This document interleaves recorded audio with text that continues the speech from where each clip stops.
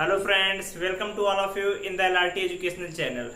Friends, please like, share and subscribe the LRT Educational Channel for the latest and interesting lecture of physics. तो friends, आज हम discuss करेंगे एक ही बहुत important topic Gauss law के बारे में, जो कि आपके बोर्ड में तो हर ये पूछा ही जाता है कि गॉस का लॉ क्या होता है, उसका डेरिवेशन कैसे करते हैं। साथ ही कॉम्पिटिटिव एग्जाम जैसे नीट के लिए और जेईई मेंस के लिए भी बहुत इंपॉर्टेंट टॉपिक है। तो फ्रेंड्स, अगर आपने इससे पहले के लेक्चर नहीं देखे हैं, जहां पर हमने इससे पिछले वाले लेक्चर में आप सभी को बताया था कि इलेक्ट्रिक फ्लक्स क्या होता है और उसके 2D के लिए क्या वैल्यू आती है, 3D के लिए क्या वैल्यू आती है, तो पहले आप उसे देखिए, क्योंकि पूरे गॉस लॉ में हम देखेंगे हमें निकालना क्या होगा, सिर्फ इलेक्ट्रिक फ्लक्स। तो गॉस लॉ हमें बताएगा कि इलेक्ट्रिक फ्लक्स को हम बहुत आसानी से कैसे निकाल सकते हैं। तो चलिए शुरू करते हैं गॉस लॉ के बारे में। तो सभी हेडिंग डालिए गॉस लॉ। Gauss law. तो बच्चों, गॉस लॉ क्या होता है, पहले इसके बारे में जानते हैं। तो गॉस लॉ का मतलब क्या होता है बच्चों, अगर कहीं पर भी हमें कोई क्लोज्ड सरफेस में कोई चार्ज दिया हुआ है और वहां पर हमें इलेक्ट्रिक फ्लक्स निकालना है, तो हम कैसे निकालेंगे। तो उसके लिए हम क्या करेंगे, जो हमारा क्लोज्ड सरफेस के अंदर कोई चार्ज, सपोज करिए हमारा कोई क्लोज सरफेस है, इसके अंदर कोई चार्ज प्लस क्यू है। अब इसके डिफरेंट डिफरेंट पार्ट्स दिए हुए हैं, हमने कोई एक एलिमेंट ले लिया। अब हम कैसे इलेक्ट्रिक फ्लक्स को निकालेंगे किसी क्लोज्ड सरफेस के अंदर, इसी के बारे में बात करेंगे। तो पहले बात कर लेते हैं कि गॉस लॉ होता क्या है। तो नोट करिए आप सभी, the net electric flux, the net electric flux inside a closed surface, inside a closed surface is equal to 1 by epsilon naught times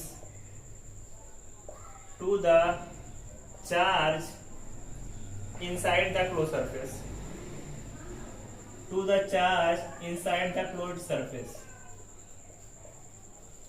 इसका मतलब क्या है कि अगर हमें कोई क्लोज सरफेस दिया हुआ है और हमें इलेक्ट्रिक फ्लक्स निकालना है, तो उस क्लोज सरफेस के अंदर कितना चार्ज उसके अंदर है क्लोज सरफेस में, उसका 1 बाई एप्सिलॉन नॉट टाइम्स कर देंगे तो हमें क्या मिल जाएगा, इलेक्ट्रिक फ्लक्स की वैल्यू मिल जाएगी। तो पहले इसकी डिफिनेशन नोट करिए कि गॉस लॉ होता क्या है। गॉस लॉ हमें यही बताता है कि अगर हमें किसी क्लोज सरफेस के अंदर चार्ज दिया हुआ है तो उसमें हम एप्सिलॉन नॉट से डिवाइड कर देंगे तो हमें क्या मिल जाएगा, इलेक्ट्रिक फ्लक्स।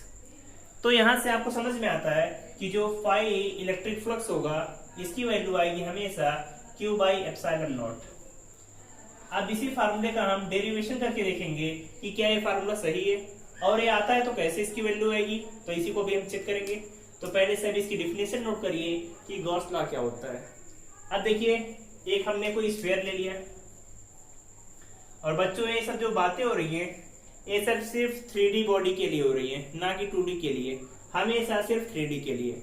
अब जैसे हमें कोई चार्ज दिया हुआ स्फीयर है, स्फीयर की कुछ रेडियस होगी, सपोज कि हमने रेडियस आर है। अब यहाँ पर हमने कोई एक एलिमेंट छोटा सा लिया, एलिमेंट कितना है, डी है, और बताया था हमने कि कभी भी कोई एलिमेंट लेंगे तो वहां पर एरिया वेक्टर की डायरेक्शन हमेशा आउटवर्ड डायरेक्शन में होगी, और प्लस क्यू चार्ज से कभी भी अगर हम इलेक्ट्रिक फील्ड निकालेंगे तो इलेक्ट्रिक फील्ड किधर होगा, हमेशा आउटसाइड डायरेक्शन, ये। फिर यहाँ पर जैसे हमने मान लिया एलिमेंट पहला था आपका, एक छोटा सा एलिमेंट और लिया यहाँ पर, इसका भी एरिया डी है, आउटसाइड डायरेक्शन डी है, इलेक्ट्रिक फील्ड भी बाहर की तरफ होगा। इस एलिमेंट पर बात करें तो एरिया वेक्टर डी है बाहर की तरफ, इलेक्ट्रिक फील्ड भी बाहर की तरफ। यहाँ पर बात करें तो यहाँ पर डी है, इलेक्ट्रिक फील्ड ही बाहर की तरफ। तो देख रहे हैं इस स्फीयर में जहां कहीं पर भी अगर हम बात कर रहे हैं तो एरिया वेक्टर डी ए और इलेक्ट्रिक फील्ड के बीच में एंगल कितना है, 0 आ रहा है। तो हम इलेक्ट्रिक फ्लक्स, कैसे इलेक्ट्रिक फ्लक्स निकालना है, तो हम इसका डेरिवेशन करते हैं कि इसका डेरिवेशन कैसे आएगा। और जो बच्चों डेरिवेशन है हर बार एग्जाम में पूछा जाता है। तो हमने कोई स्फीयर लिया जिसकी रेडियस आर है, हर 2-3 एलिमेंट इसकी किए छोटे छोटे, हाँ, हर जगह पर एरिया वेक्टर और इलेक्ट्रिक फील्ड के एंगल का जो वैल्यू है थीटा इक्वल टू 0 है। तो अगर हम इसकी वैल्यू निकालें इलेक्ट्रिक फील्ड फ्लक्स की, तो फाई इक्वल टू कितना होगा, ई डी ए, एंगल कितना है, कॉस थीटा कॉस 0, तो वैल्यू आ गई ई डी ए। ऐसे यहाँ पर निकाला तो D phi equal to E D A cos 0, तो वैल्यू आ गई ई डी ए। ऐसे तीसरे की वैल्यू निकालेंगे उसकी भी वैल्यू ई डी की ए के बराबर, फोर्थ की value D phi equal to E D A. तो नेट इलेक्ट्रिक फ्लक्स कितना आएगा? जो छोटे छोटे पार्ट में निकाले हैं, एक पूरा सर्किल के लिए हमने क्या करेंगे, इस क्लोज सरफेस के लिए क्या करना होगा, सभी का सम करना होगा। तो जो नेट इलेक्ट्रिक फ्लक्स आएगा, net electric flux phi equal to close surface integral E D A, यही वैल्यू आएगी। अब देखिए यहाँ पर phi equal to E D A note कर लिया। अब क्या करेंगे, ई तो हमारा यहाँ पर एक कांस्टेंट वैल्यू, जो वैल्यू यहाँ पर इलेक्ट्रिक फील्ड तो आपकी सेम रहेगी ई, डी ए का इंटीग्रेशन किया।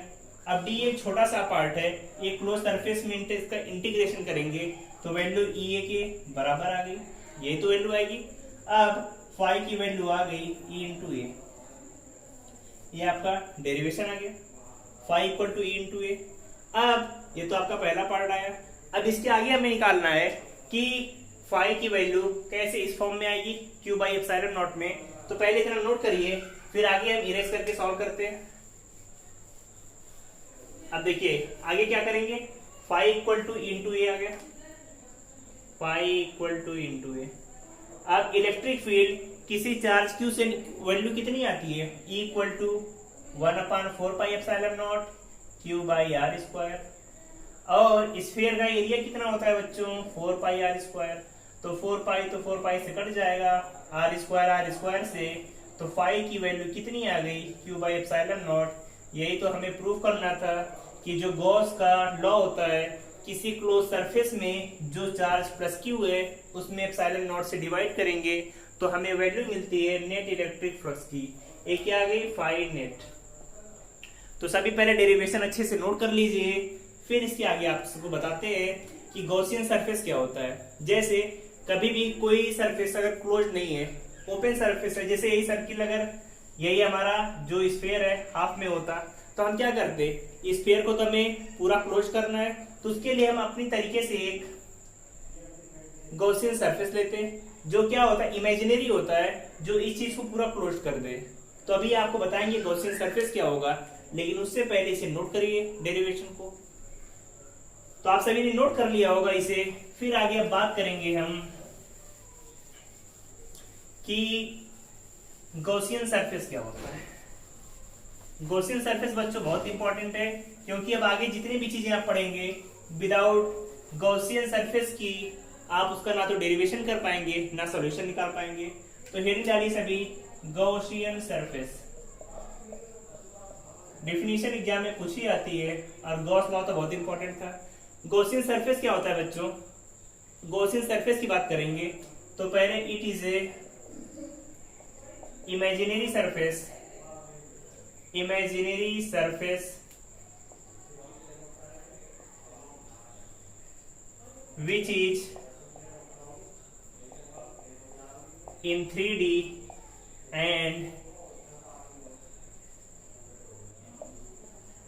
closed is called Gaussian surface। समझ में आया? गॉसियन सरफेस क्या होती है, इमेजिनरी सरफेस होगा जो कि हमेशा सिर्फ किसके लिए निकालेंगे, 3D बॉडी के लिए, और हमेशा क्या होगा, क्लोज होगा, उसे हम बोलेंगे गॉसियन सरफेस। ये तो आपकी गॉसियन सरफेस की बात हो गई। अब फिर हम बात करेंगे कि गॉसियन लॉ पर किन किन चीजों का इफेक्ट पड़ता है, किन किन चीजों का इफेक्ट नहीं पड़ता। तो कुछ पॉइंट इसमें नोट करिए बच्चों।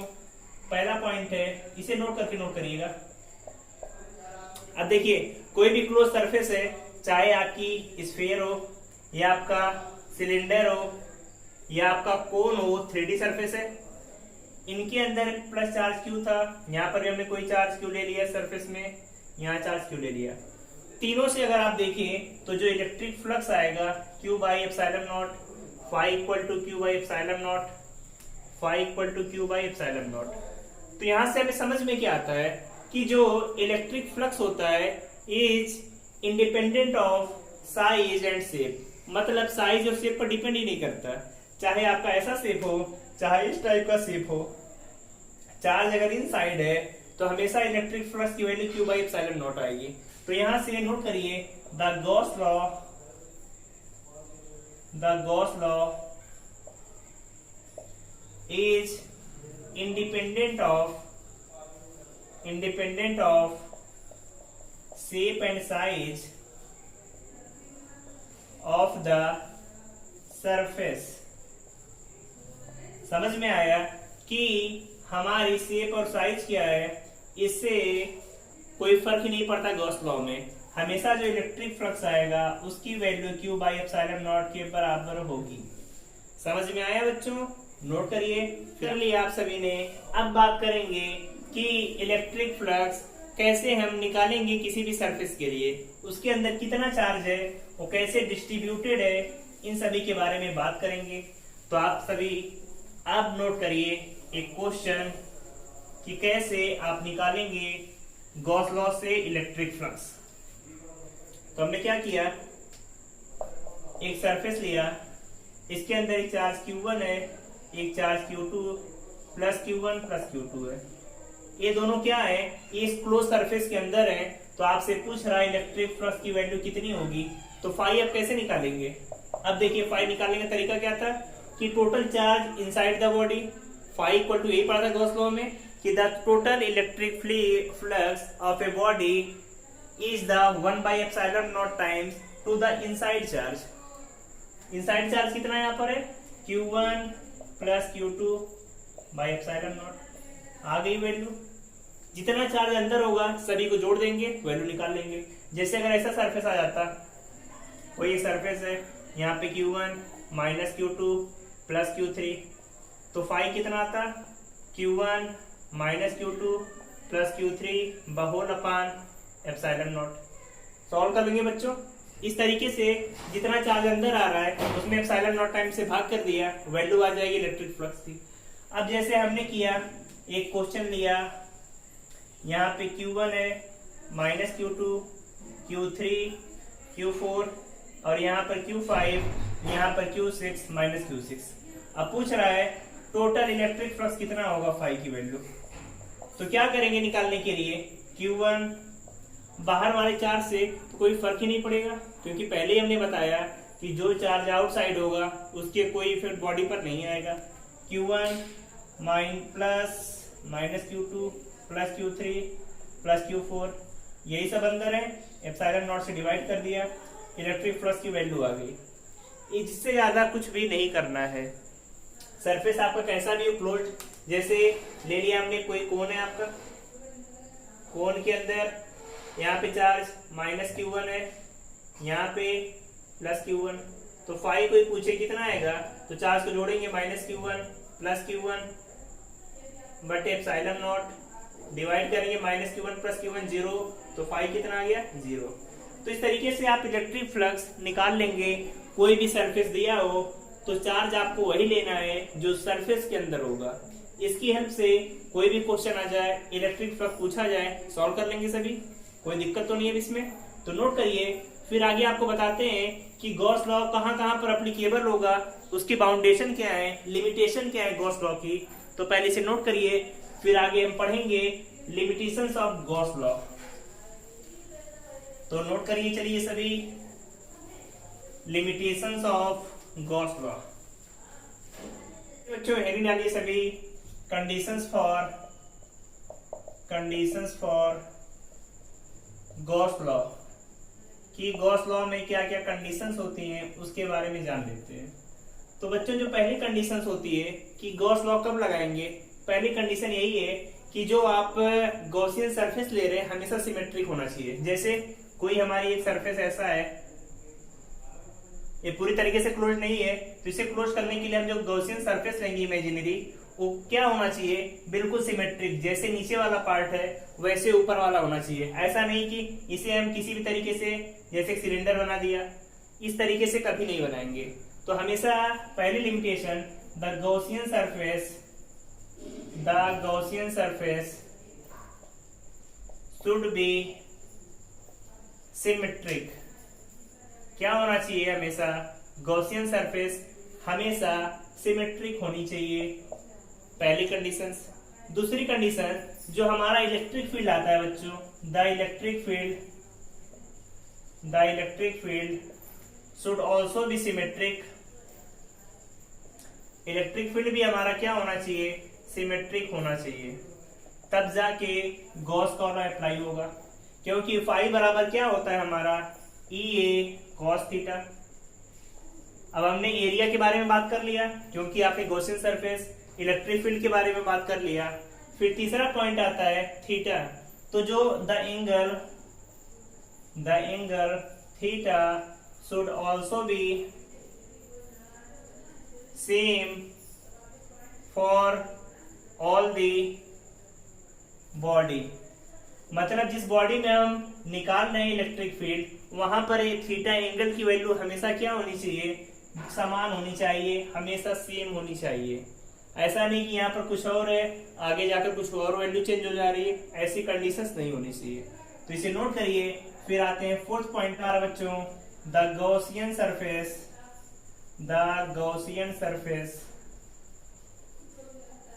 should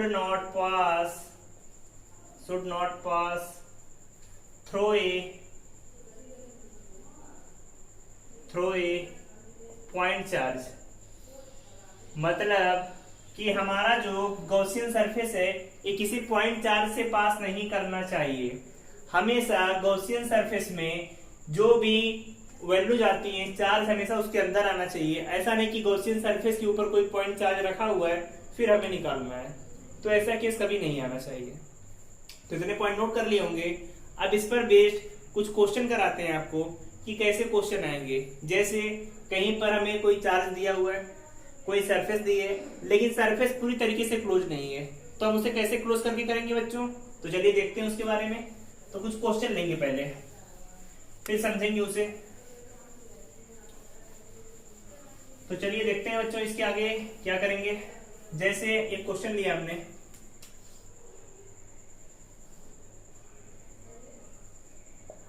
एक कोई हमारी गॉसियन सरफेस दी हुई है, कोई सरफेस है हमारा, पूछ रहा है फाइंड नेट इलेक्ट्रिक फ्लक्स निकालिए। यहाँ पर कोई चार्ज प्लस क्यू हमने रखा हुआ है। अब क्या करेंगे? अब देख रहे हैं ये सरफेस तो पूरी तरीके से क्लोज्ड ही नहीं है। फिर क्या करेंगे? आपको यहाँ हम एक गॉसियन सरफेस बनाएंगे जो बिल्कुल जैसे नीचे है वैसे ही होना चाहिए। अब देख रहे हैं जैसे नीचे वैसे ऊपर है, सिमेट्रिक हो गया। तो पहले फाई नेट की वैल्यू क्या आएगी इस पूरे सरफेस के लिए?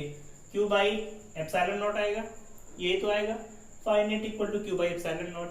अब हमें निकालना क्या है इस आधे सरफेस के लिए, जब दोनों की वैल्यू बराबर है और उसके लिए आ रहा है Q by epsilon naught, since phi net equal to Q by 2 epsilon naught.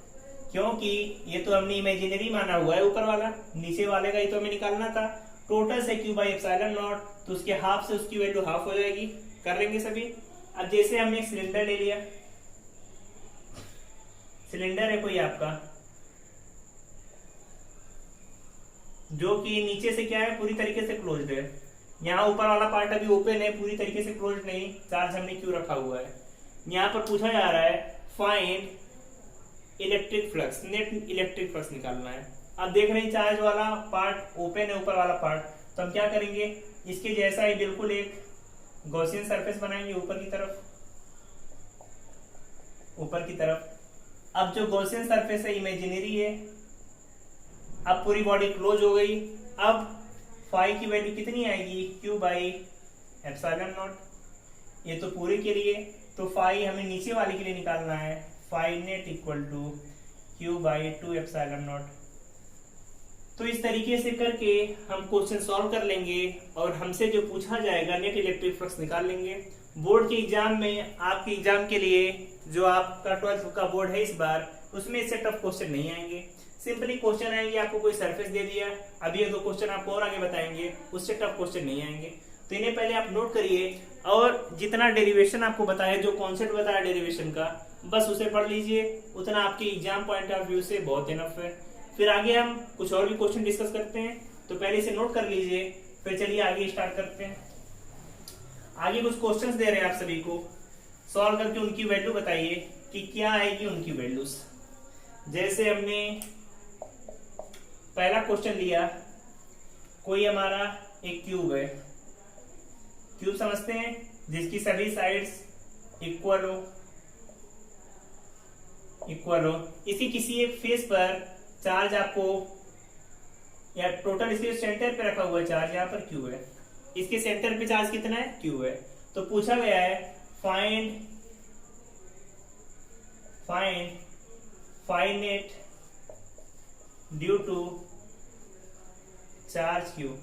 अब सेंटर पे रखा हुआ है बच्चों, सेंटर पे रखा हुआ है तो हर एक बॉडी के हर एक पॉइंट से डिस्टेंस सेम होगी, तो फाई इक्वल टू कितना आ जाएगा Q बाई एप्सिलॉन नॉट। ये तो पूरी बॉडी से आ गया सेंटर से। लेकिन अगर यहीं पर हमसे पूछा जाता 5 फेज से, इसके हर फेज से कितना इलेक्ट्रिक फ्लक्स बाहर निकलेगा। अब हम देखेंगे यहाँ पर सेंटर पे तो total Q by epsilon not है, यहाँ से कुल Q बाई एप्सिलॉन नॉट ऊपर, Q बाई एप्सिलॉन नॉट इस फेस पर, इस फेस पर, इस फेस पर, ऐसे अंदर की तरफ और ऐसे बाहर की तरफ। अब क्यूब में कितने फेस होते हैं, क्यूब में टोटल 6 फेस है, तो 6 फेस से निकलेगा Q बाई एप्सिलॉन नॉट। तो अगर हमसे एग्जाम में पूछा गया किसी क्यूब के एक फेस से निकालना है 5 फेस 1 फेस से, तो वैल्यू कितनी आएगी Q बाई 6 एप्सिलॉन नॉट। याद रहेगा सभी को कि अगर पूरे बॉडी के सेंटर से निकालना है तो Q बाई एप्सिलॉन नॉट, अगर एक फेस से निकालना है तो Q by 6 epsilon not. Value हमेशा याद रखिएगा। अब एक दूसरा क्वेश्चन लेते हैं। अब तो क्यूब के हमने सेंटर पे रखा हुआ था, अब बात करेंगे कोई क्यूब है हमारा, इसके हमने किसी एक कॉर्नर पे या वर्टेक्स पे एक चार्ज हमने प्लस क्यू रखा। अब इस प्लस क्यू से कितना इलेक्ट्रिक फ्लक्स निकलेगा आप सभी को ये बताना है।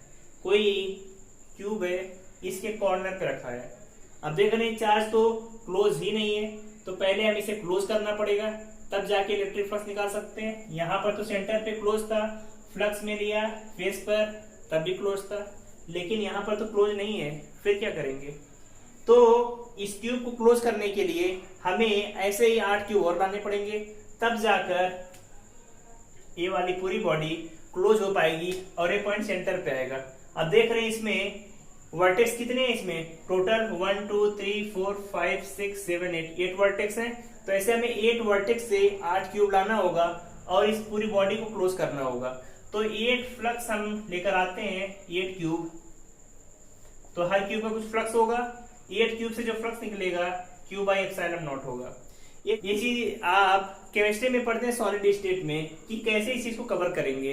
तो हमने 8 फेस से 8 क्यूब को लेकर आएंगे, तब Q बाई एप्सिलॉन नॉट आएगा। तो हमें एक क्यूब से निकालना है 5 क्यूब, कितना, क्योंकि हमने एक ही क्यूब से पूछा है, तो Q by 8 epsilon not. Value याद रखिएगा सभी कि अगर कभी कोई क्यूब दिया है उसके वर्टेक्स पे रखा है तो net electric flux due to that cube equal to Q by epsilon naught. यहीं पर बात करें हर एक फेस से कितना निकलेगा 5 ईच फेस, तो हर फेस इसकी वैल्यू आएगी Q बाई 24 एप्सिलॉन नॉट।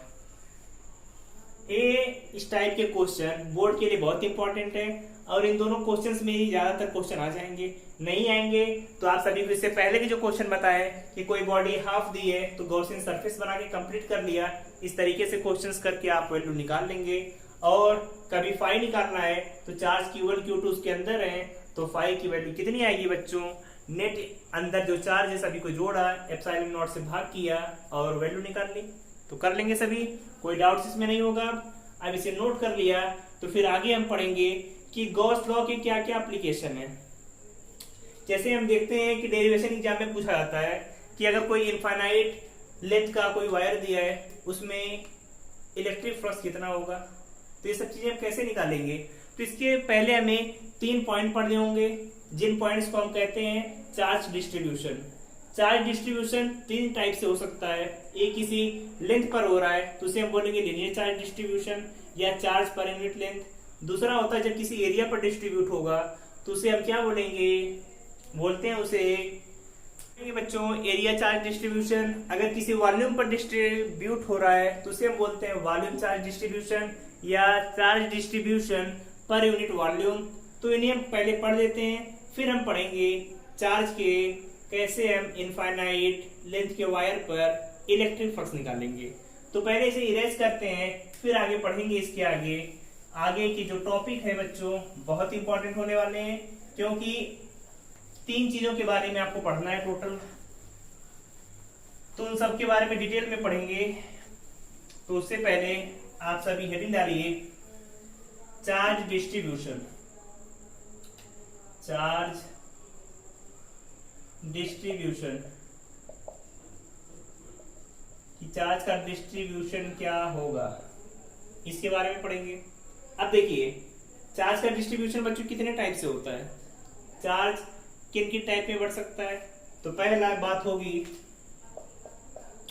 जब चार्ज किसी लंबाई पर डिस्ट्रीब्यूट हो रहा है, जैसे कोई वायर है, इसकी लेंथ हमारे पास L है, तो इसके हर एक यूनिट पर लेंथ निकालेंगे। अगर हमने सपोज कि इस पे charge plus Q plus Q plus Q distribute है, तो हम देखते हैं एक यूनिट लेंथ पर चार्ज कितना है। अब देख रहे हैं ये लेंथ पर हमारा चार्ज क्यू डिस्ट्रीब्यूट है, पूरी ये लेंथ पर प्लस क्यू चार्ज डिस्ट्रीब्यूट है। तो वन यूनिट लेंथ पर चार्ज कितना आएगा, Q by L. One unit length को लिखा जाता है लैम्डा, और लैम्डा की वैल्यू आएगी क्यू बाई एल। इसे ही बोलते हैं लैम्डा को लीनियर चार्ज डेंसिटी, या बोला जाता है चार्ज पर यूनिट लेंथ। याद रहेगा जब कभी चार्ज किसी लेंथ पर डिस्ट्रीब्यूट होगा तो lambda equal to Q by L, या इसे हम बोलेंगे लीनियर चार्ज डेंसिटी या चार्ज पर यूनिट लेंथ। बहुत इंपॉर्टेंट पॉइंट है। फिर दूसरी बात आती है सरफेस चार्ज डेंसिटी। ये तो आप ले सकते हैं लीनियर चार्ज डेंसिटी थी, लीनियर चार्ज डेंसिटी लिखा जाता है लैम्डा से। दूसरा आता है surface charge density. Surface charge density जैसे कोई हमारा सरफेस है, सपोज करिए हमने कोई हमारी फ्लैट प्लेट है, इस तरीके से कोई हमारी फ्लैट प्लेट है, इस पर कोई चार्ज डिस्ट्रीब्यूट है, तो देख रहे हैं पूरे एरिया पर चार्ज क्यों डिस्ट्रीब्यूट होता है। तो हम क्या निकालेंगे, एक यूनिट एरिया पर कितना चार्ज डिस्ट्रीब्यूट है। वन यूनिट पर चार्ज डिस्ट्रीब्यूट होगा क्यू बाई ए, और वन यूनिट पे जो चार्ज डिस्ट्रीब्यूट होता है उसी को लिखते हैं हम sigma. Sigma equal to Q by A. Sigma को बोलेंगे surface charge density. Surface charge density याद रहेगा सभी को। सिग्मा क्या है, सरफेस चार्ज डेंसिटी, या लिख सकते हैं इसे charge per unit area. Sigma की वैल्यू आई क्यू बाई ए। ये निकालेंगे कब, जब किसी सरफेस पर निकालना होगा। इसी तरीके से एक तीसरा पॉइंट आता है जिसे लिखा जाता है वॉल्यूम चार्ज डेंसिटी।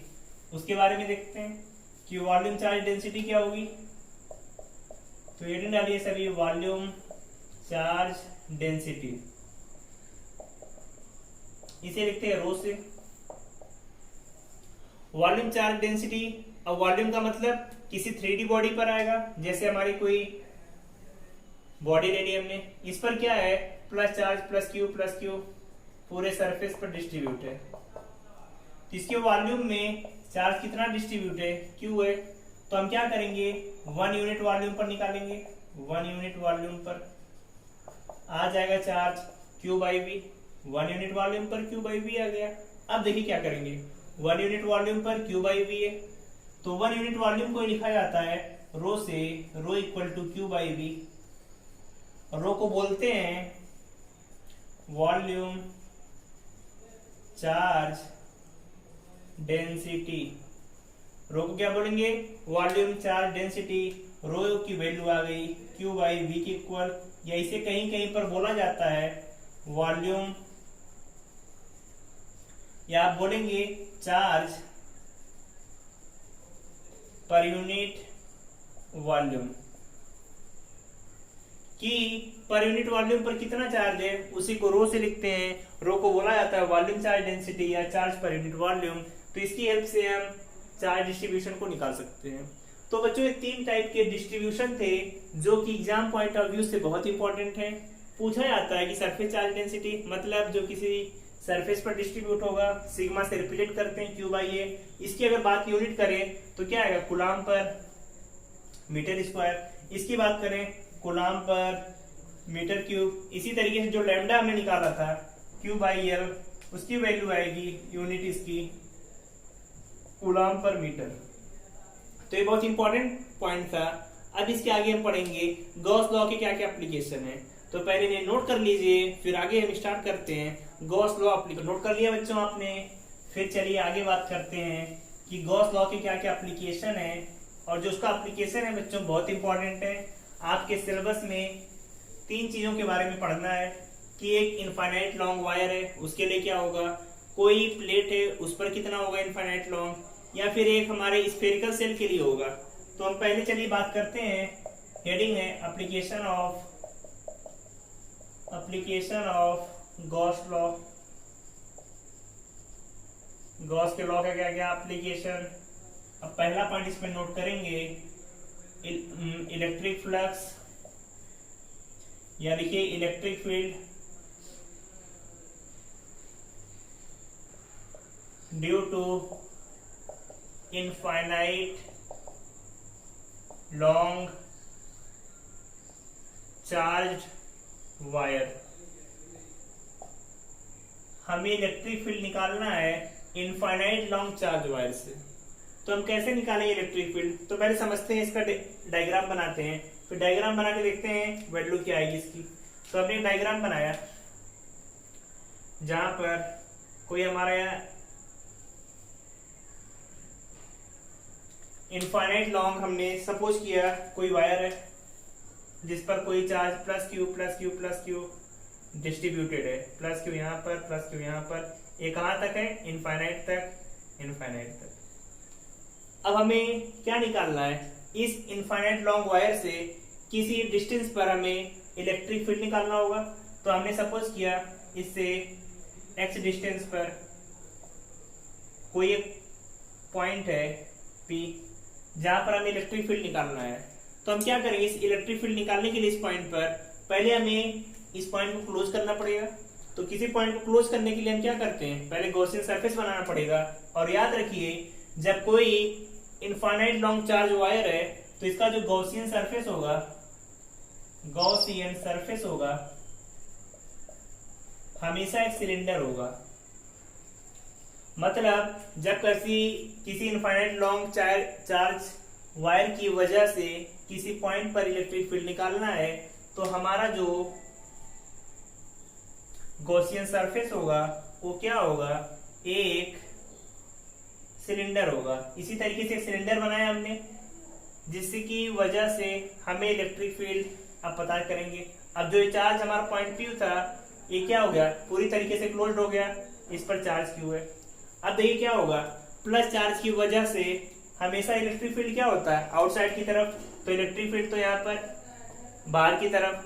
कोई हमने एक छोटा सा एलिमेंट DA लिया तो DA के एरिया वेक्टर बाहर की तरफ। इस पॉइंट पर आएंगे तो हम देखेंगे प्लस Q चार्ज है तो इलेक्ट्रिक फील्ड हमेशा इधर की तरफ होगी, क्योंकि प्लस से चार्ज हमेशा इलेक्ट्रिक फील्ड दूर की तरफ। जबकि एरिया वेक्टर यहाँ पर क्या होगा, परपेंडिकुलर।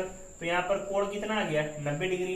बात करें यहाँ पर नीचे हमने कोई एक एरिया लिया DA और इलेक्ट्रिक फील्ड तो हमारी इस तरफ है तो थीटा बराबर 90 डिग्री।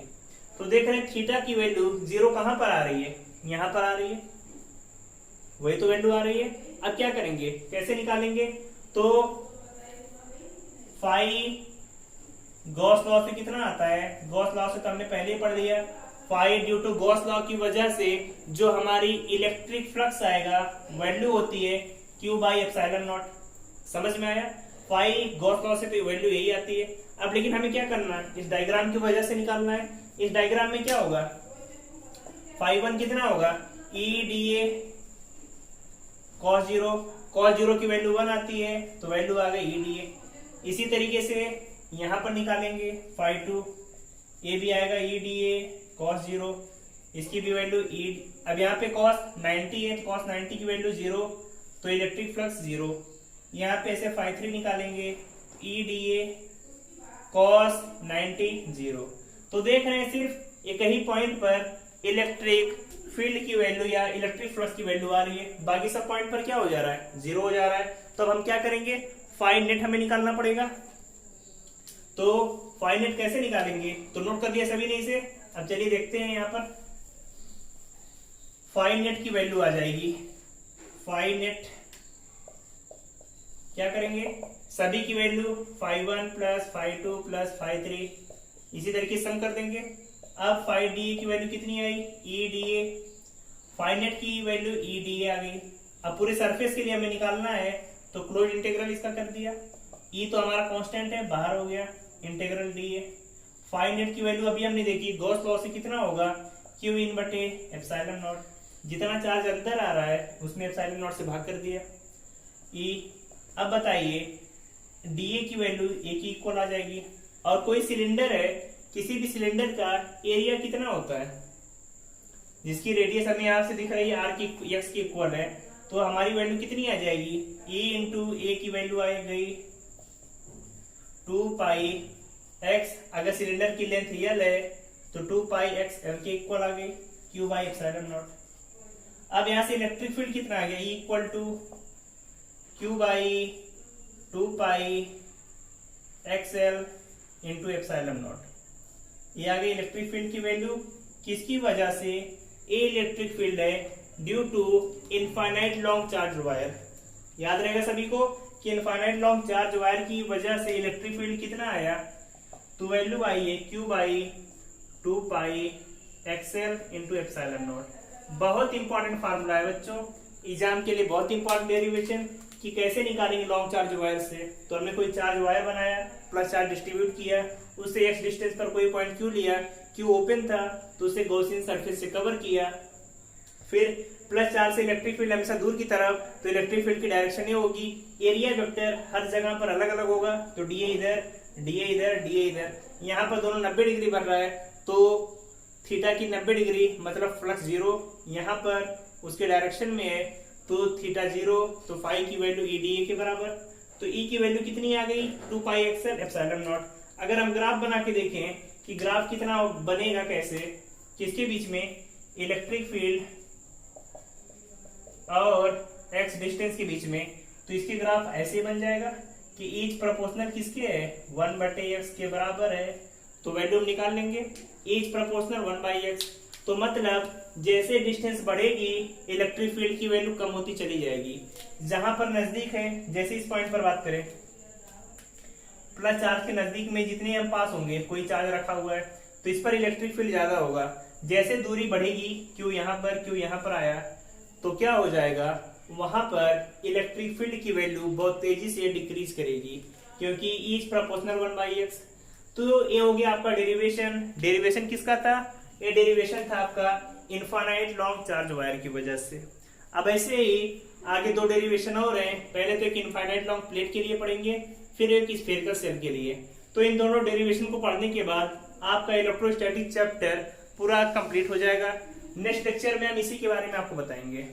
तो आप सभी अच्छे से पढ़ते रहिए और जितने डेरिवेशन बताएं इनकी नोट्स बनाते रहिए, और कोई भी डाउट्स है बच्चों तो कमेंट बॉक्स में पूछते रहिए, आपको उसके बारे में क्लियर इंफॉर्मेशन अच्छे तरीके से बताई जाएगी।